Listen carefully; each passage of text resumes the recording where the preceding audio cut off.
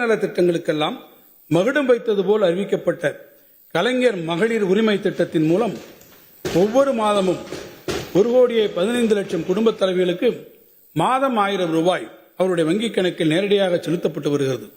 இத்திட்டத்தினால் பயன்பெறும் இல்லத்தரசிகளுக்கு மாதந்தோறும் 1000 ரூபாய் என்பது அவருடைய அன்றாட வாழ்க்கைக்கு பேருதவியாக இருப்பது மட்டுமின்றி அவர்கள் கணிசமாக சேமிக்கவும் வழிவகுக்கிறது. இதுவரை மகளிர் உரிமை தொகை பெற்றிடாத தகுதி வாய்ந்த இல்லத்தரசிகள் இத்திட்டத்தின் கீழ் விண்ணப்பித்திட உரிய வாய்ப்புகள் விரைவில் வழங்கப்படும். மகளிர் நலன் காக்கும் இத்திட்டத்திற்காக இந்த வரவு செலவு திட்டத்தில் 13,807 கோடி ரூபாய் நிதி ஒதுக்கீடு செய்யப்பட்டுள்ளது. ஏழை குடும்பங்களை சார்ந்த மாணவியர் உயர்கல்வி பயில்வதை உறுதி செய்யும் வகையில் அறிமுகப்படுத்தப்பட்ட மூவலூர் ராமாமிர்தம் அம்மையார் நினைவு புதுமை பெண் திட்டத்தின் கீழ் தற்போது 4,06,000 மாணவியர்கள் மாதந்தோறும் 1000 ரூபாய் பெற்று பயனடைந்து வருகிறார்கள்.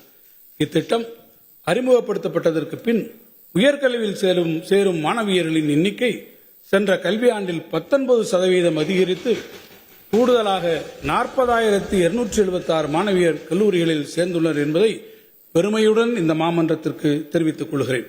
வரும் நிதியாண்டில் இத்திட்டத்தினை செயல்படுத்திட 420 கோடி ரூபாய் நிதி ஒதுக்கப்பட்டுள்ளது.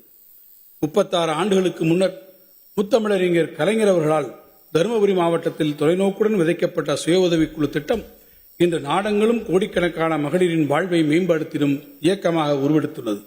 மகளிரிடையே சேமிப்பு பழக்கத்தை ஊக்குவித்து அவர்களை தொழில் முனைவோர்களாக மாற்றி சமுதாயத்தில் பெண்களுக்கு உரிய இடத்தினை உறுதி செய்திடும் நோக்கில் அவர்களின் வளர்ச்சிக்கும் திறன் மேம்பாட்டிற்கும் தேவையான நலத்திட்டங்களை இந்த அரசு தொடர்ந்து நடைமுறைப்படுத்தி வருகிறது.